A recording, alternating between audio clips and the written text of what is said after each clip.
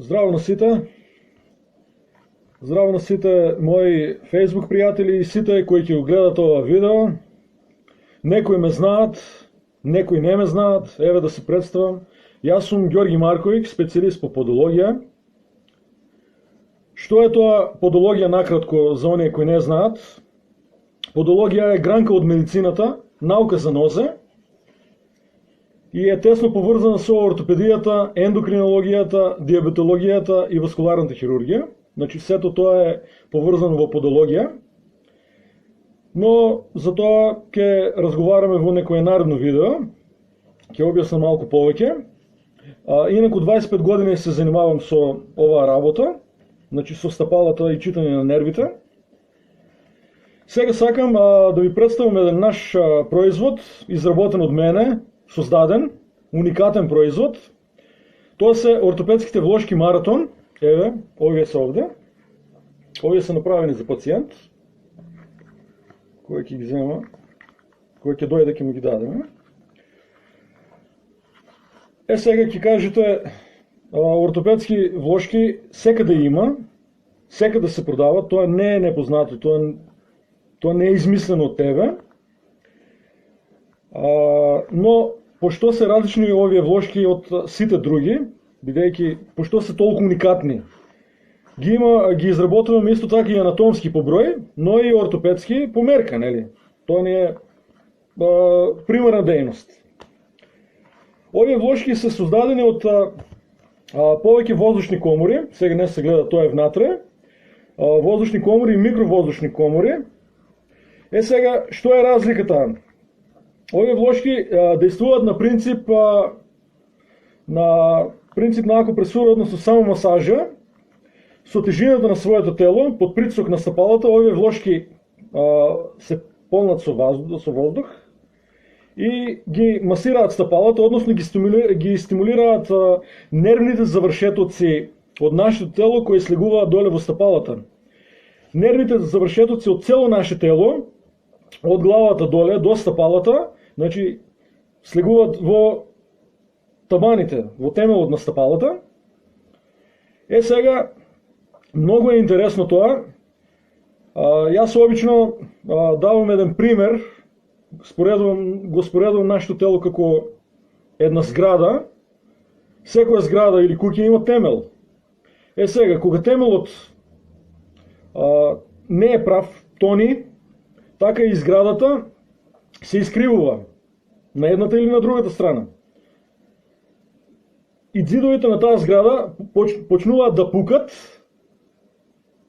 да распукуваат, може и на 5 спрат и на 10 спрат тоа да се појават пукнатини. Сега што прават обично луѓето кои ќе видат таква аномалија во самите ѕидови, во самата зграда или куќа, тие ги закрпуваат со малтер или стават гипс картони и тоа го прикриват. Но тоа не е трајно решение.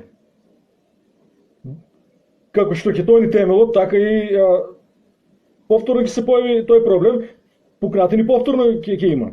И истото се случува и со нашето тело. Кога имаме деформитет во стапалата, како што реков, нашето тело не стои во правилна положба како што треба да стои, тогаш се навалува на едната или на другата страна.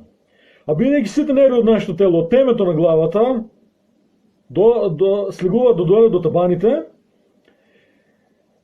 тоа е многу, нашето тело се навалува многу малку, тоа е во милиметри. Но бидејќи нервите минуваат низ коските, имаме скелет, нели, коски, низ прашлените, низ зглобовите, кога се навалува нашето тело на едната или на другата страна, тогаш чувствуваме болки ние на тие места. Бидејќи прашлените, зглобовите ги фаќат нервите.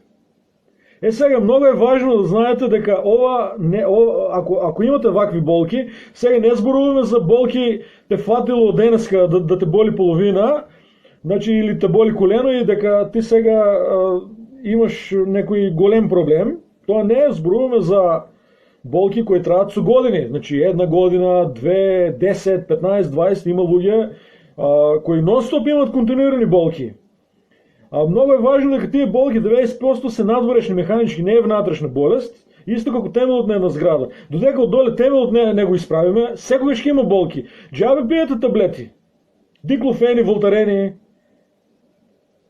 Тоа е моментално решавање на проблемот.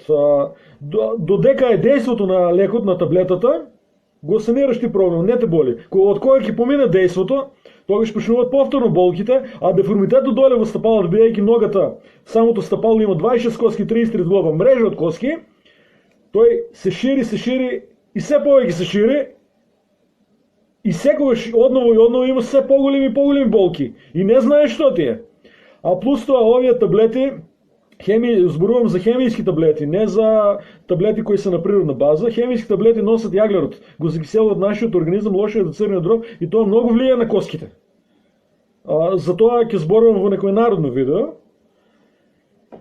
Но сега за сега треба да знае дека тоа е надворешен механички проблем и треба од надвор, значи тоа да се санира. Имаме помогнат на многу луѓе кои имат вакви проблеми и се многу задоволни. Што треба да направите доколку имате вакви болки во колено, ве фаќа и шијас, половина ве боли, грб, врат? Закажете кај нас преглед, бидејќи јас работам на проект бесплатни прегледи, секојаш преглед нема да биде бесплатен, но сега е бесплатен. Закажете кај мене или во порака, или на страната на Ортошус, или на мојот телефонски број 075-225-722. Ќе ви направиме бесплатен преглед. Што може да очекувате од прегледот кога ќе дојдете? Бидејќи нема човек со здраво стапало, затоа што живееме во урбана средина, јадеме многу нездрава храна, хормонска храна и тоа многу влијае на коските исто. Од прегледот може да очекувате да утврдиме дали имате деформитет, каков деформитет е и кој степен на деформитет имате. Сега, јас не сакам да го направите прегледот за да ви продавам нешто од нашите производи или да купите да ви продавам влошки, чевли, обувки. Многу е важно да го направите тој преглед за да видиме како, ако имате некој проблем, како тоа да го санираме, да го коригираме. Нема да ви лажам, јас сакам да купите од нас производ, не да ви продам, туку вие сами да купите, за да го имате тој производ, затоа што ќе се видите бенефит. Многу луѓе кои го имат земено, кои имат земено производ, купено од нас производ, кои имале проблеми, сега ги немат тие проблеми. Сакам и вие да го имате тој бенефит, да видите колку се удобни, колку ги прават удобни и чевлите, самите влошки, зборувам конкретно за влошките. Ќе имате супер удобни обувки. Ќе си ги решите болките кои ги имате, кои доаѓаат од стапалото, ги имате во телото, колена, колку и кичма, грб, врат, бидејќи тие болки се надворешни, како што рековме и претходно.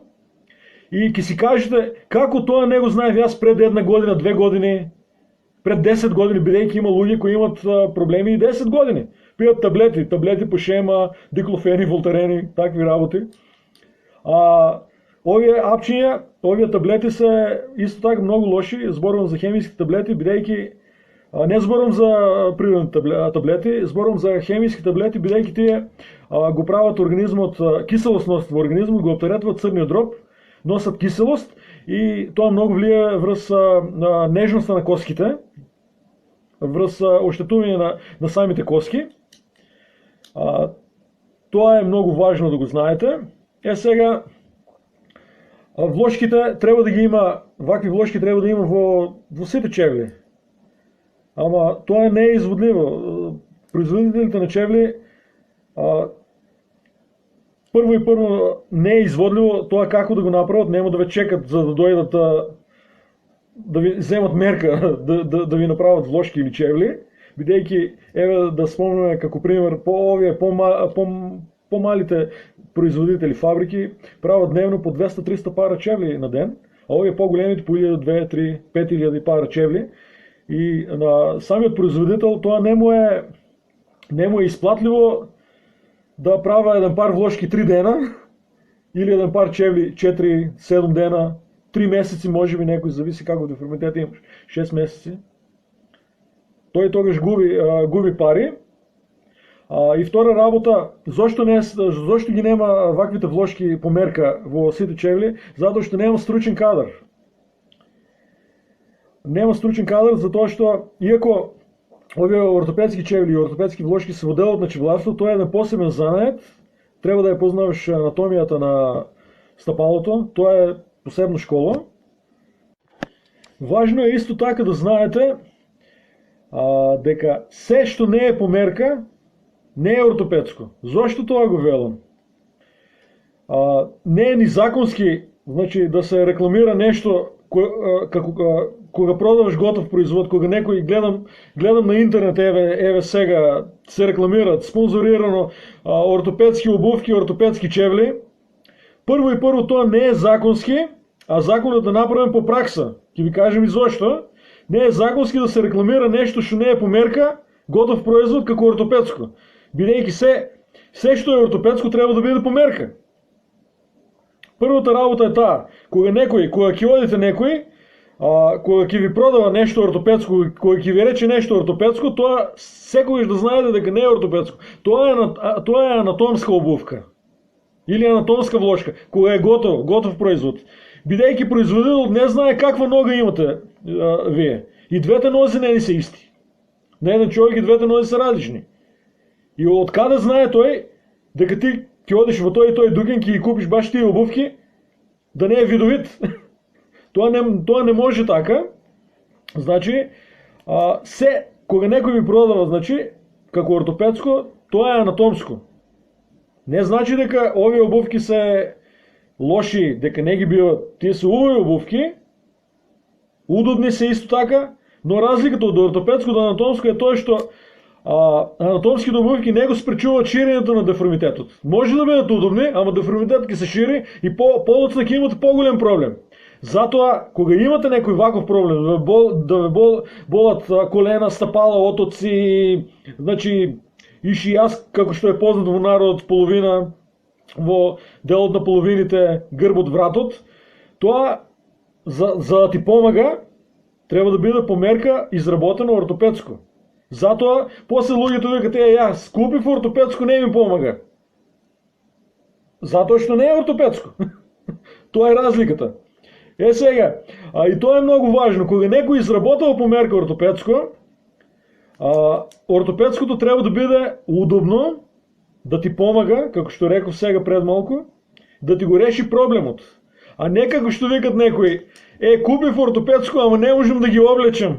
Ме болат стапалата, како камења да носам. Тоа не е добро. Значи, ортопедското мора да биде прво удобно и да те на почеток и да те заболи нешто, тој што ти ги прави ортопедските чевли или влошки, тој треба да ти каже колку време ќе те боли и зошто те боли и колку време тоа ќе трае да те заболи и треба да помине тоа. Тој треба да го знае тоа, доколку е стручен. Ортопедските обувки претежно ги изработуваме ние за лица кои имат проблеми. И значи ние сме сконцентрирани на внатрешното убавяне на самите обувки. Што значи тоа? За да помагат, да бидат удобни и да ги решават нивните проблеми кои ги имат болките во телото, кои произлегуваат од стапалата. Претежно на тоа обрнуваме внимание, но исто така ние обрнуваме внимание на дворешната убавина, бидејќи правиме ортопедски обувки и за мода. Значи класични салонки, и тие салонки се исто така и ортопедски. Но сега многу луѓе ги замислуваат ортопедските обувки грозни, неубави. По правило тоа зависи од мајсторот. Каков е мајсторот, така ќе ти изгледат обувките. Сега, најважно е да не чувствувате болка во ортопедските обувки. Кога, нели, како што реков, многу луѓе викат, јас сум носел ортопедски обувки, ама како да носам камења. Тоа не треба да биде така, тоа го спомнавме.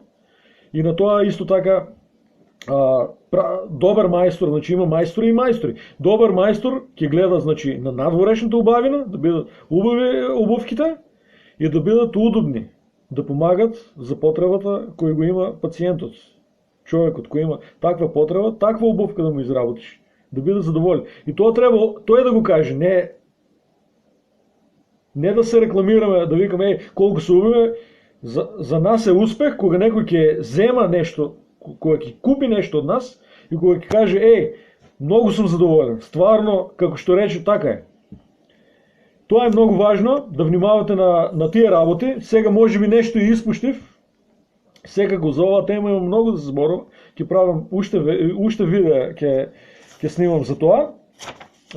Важно е да не заборавам за тоа дека Ортошус изработил, значи, уникатни обувки, ортопедски, померка, но работиме исто така на големо и на мало. На големо са анатомските вложки и чевлите, анатомски чевли, бидейки тие се изработват по брой, не се изработват по мерка, а ортопедското не можеш да го правиш на голем, бидейки то е за поединец направено. Секој кој има потреба, значи, кој сака исто и соработка поканувам некој ако е заинтересиран да соработва, да изработваме нещо за него, слободно нека се яви, нека пише. Ќе направиме се што сакаме, ние правиме и од слика разни модели, ќе направиме дизајн. Тоа сето го правиме кај нас. Што друго да кажам?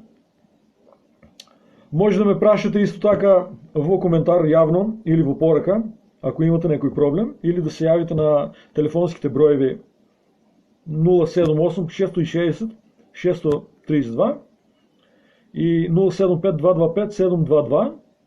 Ови се броеви каде може да не добиете и да добиете потребен совет.